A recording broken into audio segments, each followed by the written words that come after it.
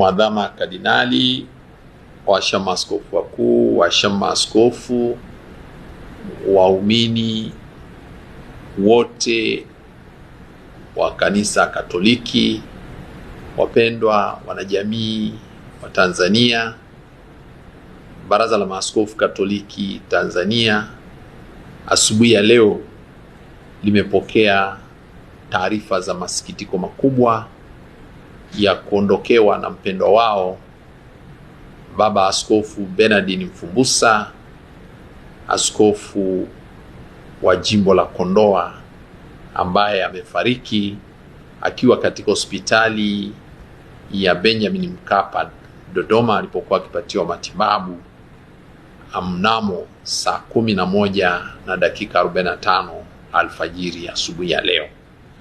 Ni tukio la ghafla kwa sababu ni kweli alikuwa anapata matibabu ila kuanzia jana alipata tatizo la wanaita cardiac arrest asubuhi, na hiyo ndio ikapelekea hali yake kutokuwa nzuri, na akiwa uaskofuni kwake Kondoa akamkimbiza kwenye hospitali ya Benjamin Mkapa, ambako pia usiku walipomfikisha baadaye tena akapata cardiac arrest nyingine. Matibabu ya mwanzo yalionyesha matumaini, lakini ilipofika jana usiku hali ilizidi kuwa tete, na hata hiyo muda ukafika akawa ametuacha. Ni kwa masikitiko makubwa tumepoteza askofu kijana ambaye ana miaka 64, amezaliwa mwaka 1962.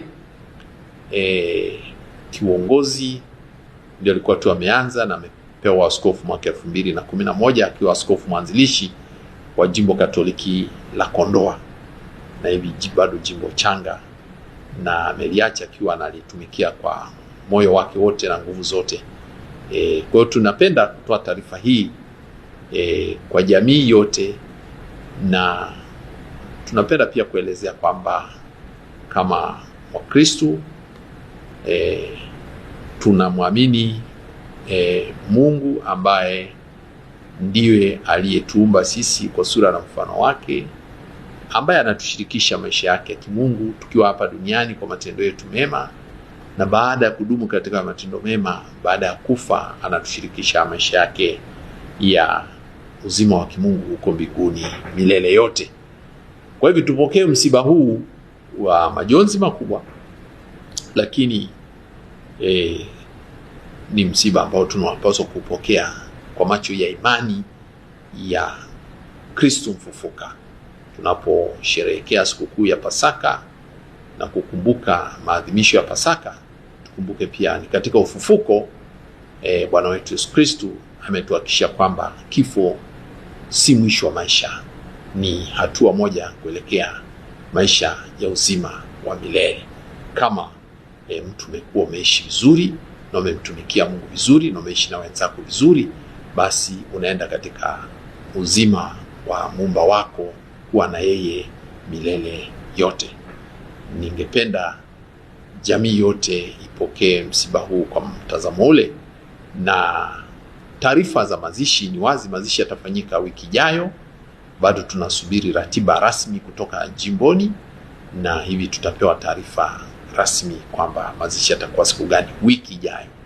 Kwa hivi kwa sasa bado kamati za kijimbo zinafanya taratibu zake ziweze kutupa muda, ila tumeona tutoe taarifa kwa sababu tayari ameshafariki na tunajua tuna msiba, na tunapenda kuweka rasmi sasa kwa utaratibu ule. Kwa tuna taarifa wanajamii wote wa Tanzania. Ni kiongozi wa kiroho, lakini alikuwa pia kiongozi wa watu.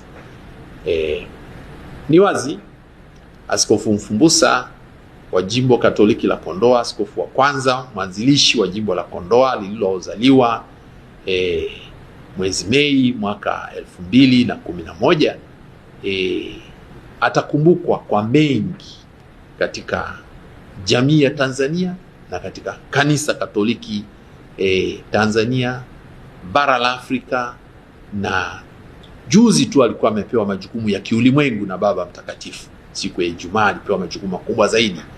Yeye ni mtaalamu wa mawasiliano, ni profesa, ni mtu aliyesomea, ana udaktari wa elimu ya mawasiliano na uandishi wa habari.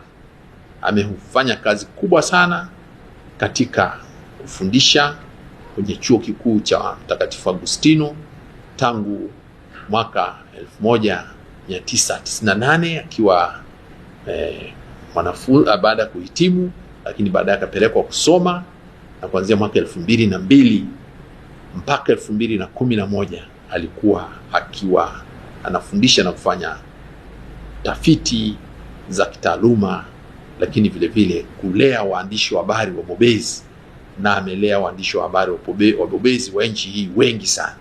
Lakini kwa waandishi wa habari kama nyinyi mlioko hapa mbele, huyu alishawahi pia kuwa mwenyekiti wa baraza la vyombo vya habari, Medical Council of Tanzania.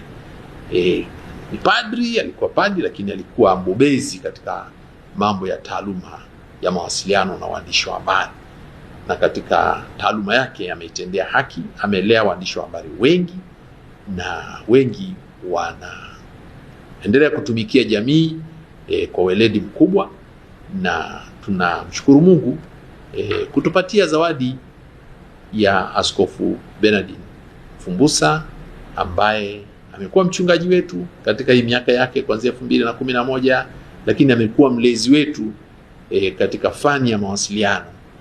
Lakini kumbukwe pia alitoa mchango mkubwa sana katika kukiendeleza kitivo cha mawasiliano alipokuwa naibu makamu mkuu wa chuo katika mambo ya taaluma. Alifanya mambo mengi katika chuo cha Mtakatifu Agustino, tunavyokiona kimesambaa nchi nzima. Kimesambaa wakati yeye ndiye ni mkuu wa taaluma za St. Augustine, na ni mtu ambaye alikuwa mtu wa viwango. Kama waandishi wa habari mnavyomjua, alikuwa mtu wa viwango kwenye taaluma ya uandishi, lakini alikuwa mtu wa viwango katika mambo ya taaluma, na ndio maana mpaka sasa alikuwa amefanywa kuwa rais wa ile idara inayohusika na mawasiliano ya Kikatoliki Afrika nzima, katika mabaraza ya maaskofu ambaye yanahusu nchi zote 53. Yeye ndio alikuwa kiongozi wao katika Afrika, na juzi Baba Mtakatifu alikuwa amempa jukumu la kuwa mmoja wa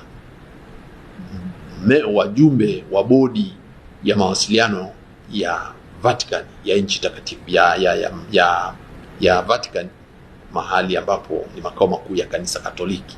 Ilikuwa yeye kwa Afrika, ilikuwa amechaguliwa yeye. Kardinali wa Kinshasa alikuwa amechaguliwa, na yeye walikuwa wawili ndio wanawakilisha bara la Afrika katika hilo. Kwa hiyo ueledi wake katika fani ya mawasiliano ameiendeleza, pamoja na kwamba amekuwa majukumu ya kiwaskofu, lakini taaluma yake imezidi kumfanya awe mtumishi wa kanisa katika mawasiliano. Kama tunavyojua dunia leo, dunia iko kijiji kwa sababu ya teknolojia ya mawasiliano, na yeye ni mtu ambaye alikuwa mbobezi mkubwa katika teknolojia za mawasiliano, na hivi amekuwa msaada mkubwa sana kwa kanisa Katoliki Afrika, kanisa Katoliki Afrika Mashariki, na kanisa Afrika Mashariki na Kati, na kanisa Katoliki Tanzania. Amehudumu katika bodi mbalimbali, taasisi mbalimbali, ambako alikuwa ni mjumbe wa kamati katika mabaraza ya vyuo vikuu, kama kile chuo kikuu cha nchi za Afrika Mashariki na Afrika Mashariki na Kati cha Nairobi. Amekuwa pale kwa muda mrefu na ametoa mchango mkubwa sana katika maeneo hayo. Kwa hivyo mengi tutaendelea kuyasikia zaidi juu yake. Tunamshukuru Mungu katika kutupatia mtumishi ambaye amelihudumia taifa la Tanzania. Kwa kweli ni taifa limefiwa, kanisa limefiwa na taifa limefiwa. Sekta ya waandishi wa habari wakati wake akiwa pia mwalimu na nini, imeweza kutoa mchango mkubwa sana, na kama tulivyosema, amewahi kuwa mwenyekiti wa baraza la mawasiliano la Tanzania, Medical Council, Media Council of Tanzania, Media Council of Tanzania. Amekuwa mwenyekiti wake kwa kipindi kimoja, na hivi ameweza kuongoza kitaifa pia, kusaidia serikali katika kuratibu vyombo vya habari nchini.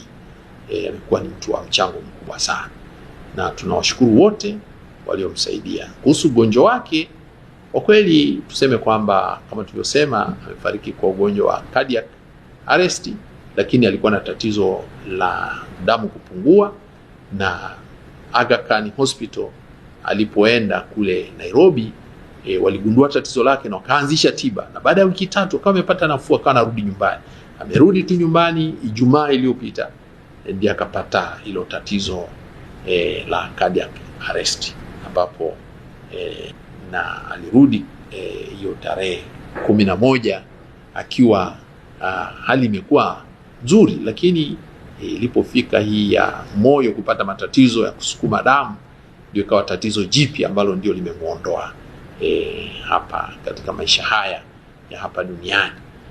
Tunasema ni mpango wa Mungu. Madaktari tunawashukuru, wamemsaidia sana, lakini basi tunamwachia Mwenyezi Mungu kwa maamuzi yake, na sisi wote tunasema raha milele umpe Bwana, na mwanga wa milele umwangazie, apumzike kwa amani.